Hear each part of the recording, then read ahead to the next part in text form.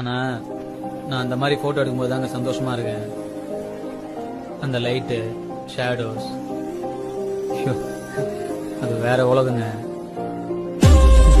வாழ்க்கையில நம்ம என்ஜாய் பண்ற வேலையை செய்யணும், இல்லைன்னா செத்துரும்.